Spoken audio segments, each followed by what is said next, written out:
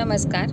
विषय मराठी, इयत्ता 9वी, घटक स्थूल वाचन, उपघटक इंग्लंडचा हिवाळा, अध्यापक श्री A.P. अथने. मित्रांनो, आपण आज वर्ग 9वा विषय मराठी यामध्ये स्थूल वाचनात समाविष्ट करण्यात आलेला इरावती कर्वे यांचा पाठ इंग्लंडचा हिवाळा हा आज अभ्यासणार आहोत. मित्रांनो, इंग्लंडचा हिवाळा स्थूल वाचन हा पाठ 9वीच्या पाठ्यपुस्तकात पेज क्रमांक 42 वर देण्यात आलेला आहे. हा पाठ अभ्यासना अगोदर या पाठाच्या लेखिका इरावती कर्वे यांचा परिचय आपण थोडक्यात करून घेऊयात. इंग्लंडचा हिवाळा स्थूल वाचन, इरावती कर्वे 1905 ते 1970, मानववंशशास्त्र व समाजशास्त्र विषयातील संशोधिका, ललित निबंधकार. त्यांचा किनशिप ऑर्गनायझेशन इन इंडिया हा ग्रंथ जगमान्यता पावलेला आहे. तसेच परांजपे व्याख्यानमाला व हिंदूंची समाजरचना ही पुस्तके प्रकाशित आहेत. भारतीय संस्कृती, महाराष्ट्र समाज व संस्कृती, महाभारत, रामायण ग्रंथाचा समाजशास्त्रीय अभ्यास या विषयांशी निगडीत असे लेखन त्यांनी प्रामुख्याने केले आहे. मराठी लोकांची संस्कृती, आमची संस्कृती, युगांत, धर्म, संस्कृती, महाराष्ट्र एक अभ्यास हे त्यांचे महत्त्वाचे ग्रंथ. परिपूर्ती, भोवरा, गंगाजळ हे त्यांचे ललित लेखसंग्रह प्रसिद्ध. प्रस्तुत पाठामध्ये लेखिकेने अनुभवलेल्या इंग्लंडमधील हिवाळ्याचे विलोभनीय वर्णन केले आहे. प्रस्तुत पाठ हा भोवरा या पुस्तकातून घेण्यात आलेला आहे. तर इंग्लंडचा हिवाळा या स्थूल वाचनामध्ये नेमकी काय माहिती आहे ती आपण आता अभ्यासूयात. जवळजवळ रोज पाऊस पडायचा आणि माझ्या ओळखीचे सर्व लंडनवासी पावसाला शिव्या देत बसायचे. मला त्या पावसाची मोठी मौज वाटे. वाटेत चिखल नाही, मजेदार गारवा आणि 4-5 मैल चालूनही थकवा येत नसे. कोणी म्हणाले की तुम्ही कशा पावसाला कंटाळत नाही, तर मी उत्तर देई की जगात कुठेतरी असा पाऊस पडतो व कायम हिरवेगार राहते याचे मला फार कौतुक वाटते. नुसता पाऊसच नाही, लंडनची सर्व सृष्टी इकडच्या उलटी आहे. आपल्याकडे धुके म्हटले की काहीतरी मजेदार संवेदना मनाला होते. पावसाने धुवून काढलेलं प्रसन्न आकाश, सकाळची व संध्याकाळची पडू लागलेली थंडी व 10 मैल लांबचे दिसावे असे स्वच्छ वातावरण आणि त्यात काही थोडा वेळ मात्र राहणारा, दृष्टीला चकवणारा धुक्याचा पडदा असे आपल्याकडचे धुके. सकाळी उठून पाहावे तर महाबळेश्वरी किंवा सिंहगडावर खालील दरी धुक्याने भरलेली दिसते. तेवढ्यात सूर्य उगवावा की त्या धुक्यावर इंद्रधनुष्य उमटतात आणि थोडा वेळ इतरस्त पळून सूर्यवर आला की धुके पार नाहीसे होऊन गवताच्या पातीपातींवर अनंत दवबिंदू कोटी सूर्य प्रतिबिंबित करतात. संध्याकाळी धुके पसरले तर तेही रात्र निवळले की नाहीसे होते व रात्रीचे आकाश सर्व ताऱ्यांनिशी चमकत असते. पण लंडनचे धुके हे काही औरच असते. आधी वर्षाचे 10 दिवससुद्धा आकाश निरभ्र नसते. तिकडेच आकाश आपल्या आकाशाइतके उंच कधीच वाटत नाही. कधीही वरती पहा, काळसर पांढुरके छत जसे सर्व शहरावर घातलेले असते. कोळशावर चालणारे लंडनमधले हजारो लहान मोठे कारखाने व कोळशावर चालणाऱ्या लंडनच्या घरातील लक्षावधी चुली रात्रंदिवस वातावरणात धूर ओकत असतात. घरातही जरी अनवाणी चालले तरी पाय काळे होतात. कुठल्याही झाडाला हात लावला तरी हात काळे होतात. या धुरकट वातावरणात धुके पसरले म्हणजे एरवी डोळ्यांना न दिसणारे कोळशाचे कण जणू दृश्य होतात. काळोख डोळ्याला दिसतो व हातात धरता येतो असे धुके वर्षातून एक दोनदा तरी लंडनवर पसरत असते. पृथ्वीच्या भोवती हवेचं आवरण आहे व आपण त्या हवेच्या तळाशी आहोत. या गोष्टी भूगोलाच्या पुस्तकात वाचल्या होत्या, पण त्याचा प्रत्यक्ष अनुभव लंडनच्या धुक्यात आला. समुद्राच्या तळाशी असलेल्या जीवांना काय वाटत असेल याची कल्पना येते. या धुक्याने हाहाकार होतो. ब्रिटिश खाडीत बोटींवर बोटी आपटतात, रस्त्यांवर गाड्यांचे अपघात होतात, मुले रस्ता चुकतात. हिवाळ्यातले कित्येक आठवडे इथला दिवस संधी प्रकाशा इतकाच उजेड असतो. या अर्धवट उजेडात प्रकाशाचा जसा अभाव तसा छायेचाही. निरनिराळ्या उद्यानातून केवढाले पर्णहीन वृक्ष उभे असायचे, पण एकाचीही सावली खालच्या हिरवळीवर पडायची नाही. आपल्याकडे रखरखीत ऊन असते व त्याचबरोबर अगदी त्याला चिकटून सावली असते. डांबरी रस्ता उन्हाने इतका चकाकतो की दृष्टी ठरत नाही, पण प्रत्येक चालणारा माणूस व धावणारे वाहन आपल्या सावलीनिशी चालत व धावत असते. दिव्याच्या प्रत्येक खांबाची सावली त्याच्या शेजारी लांब पसरलेली असते. प्रत्येक वस्तूची एक बाजू पोळलेली आणि प्रकाशमय तर दुसरी बाजू छायेची व निवाऱ्याची असा विरोध सतत दिसतो. आगगाडीतून प्रवास करताना बघावे की उन्हाच्या वेळी टेलिग्राफच्या तारावर बसताना पक्षी नेमके खांबाची सावली पडलेली असेल तेथेच खांबाला चिकटून बसलेले आढळतात. पायी चालणारी माणसं घरांची सावली ज्या बाजूला पडली असेल त्या रस्त्याच्या बाजूने चालतात. झाडाखाली दाट छायेच्या काळ्या चंद्रकळेवर लख्ख प्रकाशाचे गोल कवडसे खडीसारखे चमकतात. पण येथे सावली पडेल इतका लख्ख प्रकाश महिन्याच्या महिने पडत नाही. एक दिवस मी या उद्यानातून त्या उद्यानात भटकत भटकत सेंट जेम्स बगीच्यात पोहोचले व तळ्यातली पोहणाऱ्या पक्ष्यांकडे पाहत होते. सगळीकडे मंद रुपेरी प्रकाश पडलेला होता. एकाएकी मला चमत्कारिक वाटले की प्रकाश खालून वर फाकला आहे. मी परत नीट भोवताली वर पाहिले. खरेच आकाश अभ्राच्छादित होते. अगदी काळे जरी नसले तरी सूर्याचा मागमूसही नव्हता. खाली तळ्याच्या पाण्यावर व मधल्या दगडावर बर्फाचा पातळ थर साचला होता. त्यातून परावर्तन पावून प्रकाश सर्वत्र फाकला होता. त्यामुळे प्रकाश खालून वर गेल्यासारखा वाटला. या विशिष्ट प्रकाशात सर्वच रंग आंधळे वाटतात. कधी एखाद्या दिवशी सूर्यप्रकाश पडला व तोही वसंत ऋतूत फुलांनी बहरलेल्या ताटव्यावरून व हिरव्या कुरणावरून पडला म्हणजे रंगाने नटलेली सृष्टी डोळ्यापुढे नाचते. पण तरीही तिथली सृष्टीतील रंग व आपल्याकडच्या सृष्टीतील रंग यात फरक आहे. येथे सर्वच रंग जरा मंद व सौम्य वाटतात, जशा दाट छाया, पण आपापल्या भडकपणाने उठून न दिसता एकमेकांना पूरक अशा भासतात. तर विद्यार्थी मित्रांनो, अशा प्रकारे आपण इंग्लंडचा हिवाळा हा इरावती कर्वे यांचा स्थूल वाचनात समाविष्ट करण्यात आलेला पाठ प्रकट वाचनाच्या स्वरूपातून अभ्यासला आहे.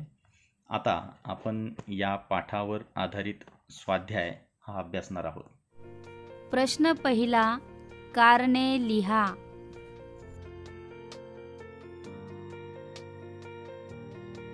लेखिकेला लंडनच्या पावसाची मौज वाटण्याची कारणे.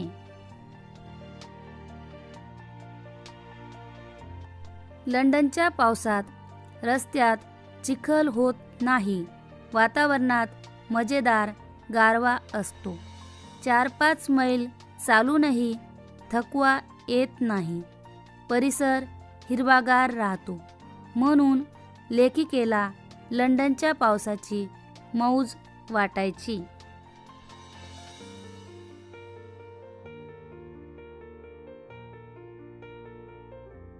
प्रश्न दुसरा, तुलना करा.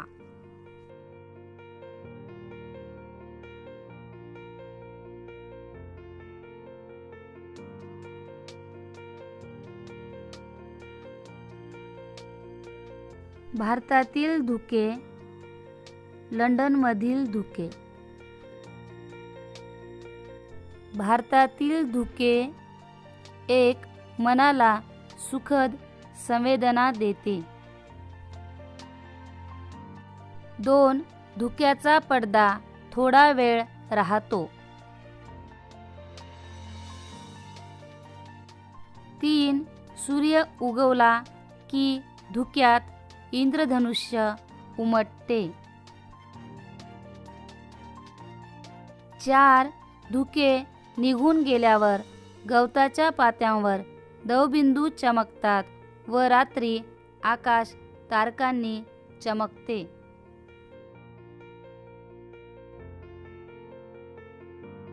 लंडनमधील धुके. 1. लंडनचे धुके औरच आहे. 2. वर्षाचे 10 दिवस सुद्धा आकाश निरभ्र असते. 3. काळसर पांढुरके धुक्याचे छत लंडन शहरावर पसरते.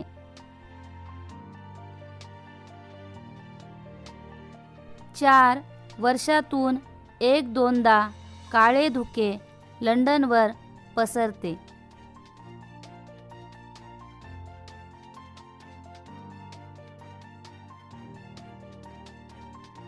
प्रश्न तिसरा, इंग्लंडमधील धुक्याचा तेथील जनजीवनावर होणारा परिणाम सविस्तर लिहा.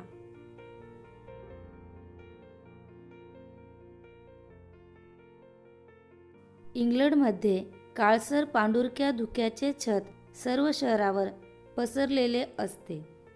कोळशावर चालणारे लंडनमधले हजारो कारखाने व कोळशावर चालणाऱ्या घरातील लक्षावधी चुली रात्रंदिवस वातावरणात धूर सोडत असतात. घरात अनवाणीत चालले की पाय काळे होतात. झाडाला हात लावला की हात काळे होतात. अशा धुरकट वातावरणात धुके पसरले की कोळशाचे कण दिसू लागतात.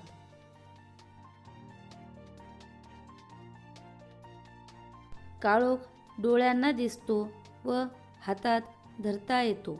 आपण हवेच्या आवरणाच्या तळाशी आहोत याचा प्रत्यक्ष अनुभव त्या धुक्यात येतो. समुद्राच्या तळाशी होणाऱ्या जीवांच्या घुसमटीची कल्पना येते. ब्रिटिश खाडीत बोटीवर बोटी आपटतात. रस्त्यावर वाहनांचे अपघात होतात. मुले रस्ता चुकतात.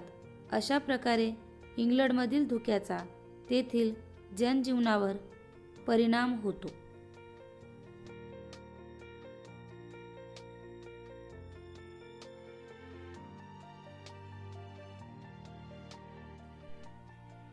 प्रश्न चौथा, स्वमत.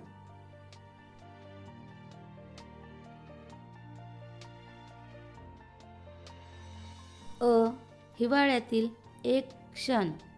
तुमचा अविस्मरणीय अनुभव 8 ते 10 वाक्यात लिहा.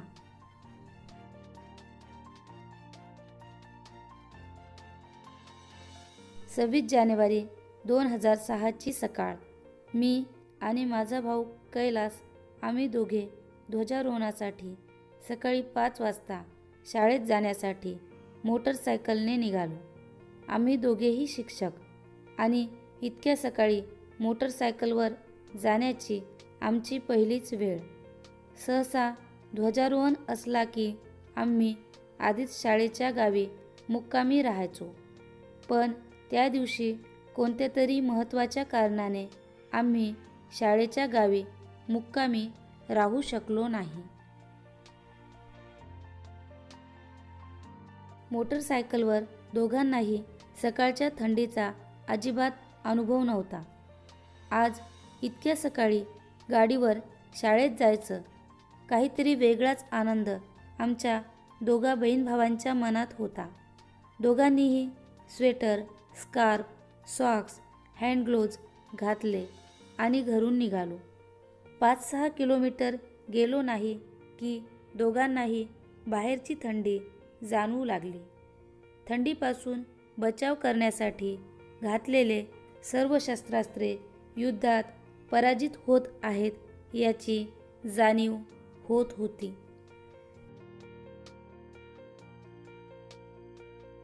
कडाक्याच्या थंडीने दोघांच्याही डोळ्यातून पाणी येत होते. मला आणखीनही तो दिवस आठवतो. माझ्या भावाच्या डोळ्यातून निघणारे पाण्याचे थेंब माझ्या गालावर उडून यायचे. तो माझ्यापेक्षा वयाने लहान. मला त्याचे हाल पाहवत नव्हते, पण गाडी थांबवून कुठे थांबणे देखील शक्य नव्हते. शाळेत वेळेवर पोहोचणे गरजेचे होते. आणखी थोडे पुढे गेल्यानंतर बुडत्याला ज्याप्रमाणे गाडीचा आधार मिळतो त्याचप्रमाणे आम्हाला एक छोटीशी शेकोटी दिसली. 2 मिनिटे त्या शेकोटीजवळ थांबायचं हे दोघांच्या मनाने न बोलताच ठरवले. त्या शेकोटीच्या उभेचा खूप आधार झाला आणि परत नवीन ऊर्जेसह आम्ही आमच्या शाळेच्या वाटेकडे कूच केली. तो दिवस मी कधीही विसरू शकत नाही. आज माझा भाऊ माझ्यासोबत नाही, पण त्याच्या असंख्य आठवणी माझ्या मनात घर करून आहेत.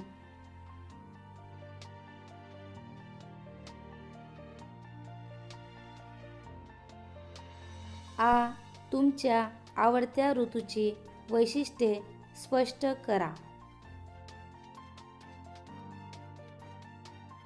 माझा आवडता ऋतू पावसाळा. सगळीकडे हिरवेच हिरवे, हिरवे गवत, हिरवी झाडे, हिरव्या वेली आणि हिरव्या टेकड्या. कधीकधी आकाशात दिसणारे सप्तरंगी इंद्रधनुष्य मनाला सप्तरंगात भिजवून जातो. निसर्ग जणू नव्या नवरीसारखा नटलेला असतो. पहिला पाऊस पडला की मातीचा येणारा सुगंध मनात घर करतो. मन प्रसन्न होते. पावसामुळे जमिनीची तहान भागते व नदी नाल्या भरून वाहतात. मुलं कागदाची नाव करून पाण्यात सोडतात. झाडंवेली, गुरेढोरे सर्वांनाच प्यायला भरपूर पाणी मिळते. शेतकरी पण आनंदी होतो आणि वेगवेगळ्या सणांची रेलचेल सुरू होते. नटलेली सृष्टी पाहून कवी लेखकांना लिखाणासाठी नवनवीन विषय सुचतात.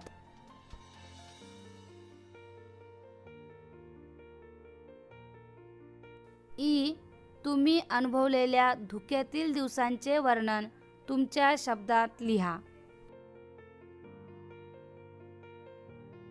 दिवाळीच्या सुट्टीत आम्ही संपूर्ण कुटुंब आणि काही मित्रपरिवार थंड हवेच्या ठिकाणी फिरायला गेलो. सकाळी पाहिले तर सर्वत्र धुकेच धुके पसरले होते. समोरचे काहीही दिसत नव्हते. आम्ही आमच्या गाड्या तिथेच थांबवल्या. गाडीच्या समोरच्या काचेतून काहीच दिसत नव्हते. सर्व परिसर धुक्याने न्हाऊन निघाला होता. डोंगरावर धुके, झाडांवर धुके, पानांवर धुके, फुलांवर धुके. तोंडातून शब्द काढतो म्हटलं तरीही धूसर शब्दांसोबत दाट धुकेच बाहेर पडायचे.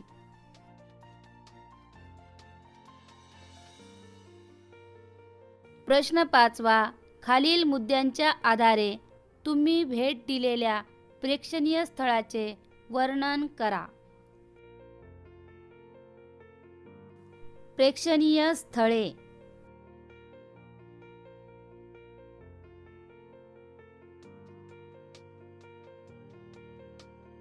भौगोलिक स्थान.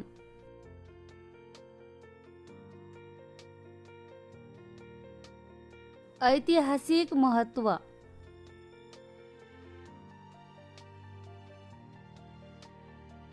सांस्कृतिक वैशिष्ट्ये.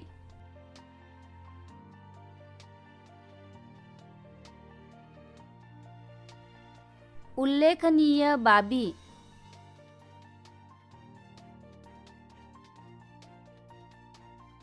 नैसर्गिक वैशिष्ट्ये.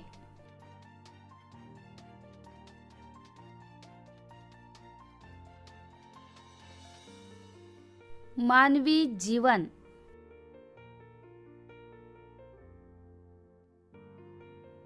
बीबी का मकबरा. भौगोलिक स्थान. औरंगाबाद शहरापासून 3 किलोमीटर अंतरावर. ऐतिहासिक महत्त्व. आग्रा येथील प्रसिद्ध महल ताजमहालची प्रतिकृती.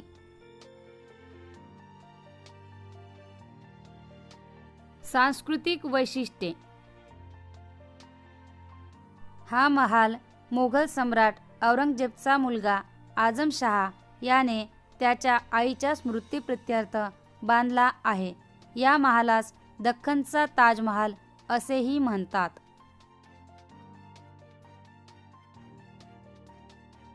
उल्लेखनीय बाबी. मकबरा एका भव्य ओट्यावर बांधलेला असून त्यात मधोमध बेगम राबियाची कबर आहे. कबरीच्या चारही बाजूंनी संगमरवरी जाळ्या बसवल्या आहेत. त्या कबरीवर छतांच्या खिडक्यातून दिवसा सूर्याची किरणे आणि रात्री चंद्राचा प्रकाश पडेल अशी रचना केलेली आहे. नैसर्गिक वैशिष्ट्ये. बीबी का महाल मध्ये असलेल्या कबरीवर दिवसा सूर्याचा प्रकाश व रात्री चंद्राचे चांदणे पडते.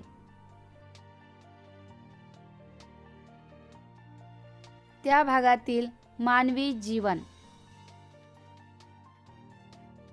राष्ट्रीय संरक्षित स्मारक म्हणून घोषित असलेल्या या स्मारकात आता कुणीही राहत नाही. पर्यटक हे स्मारक पाहण्यासाठी दूरदूरवरून येतात आणि ताजमहालाची प्रतिकृती पाहून आश्चर्यचकित होतात.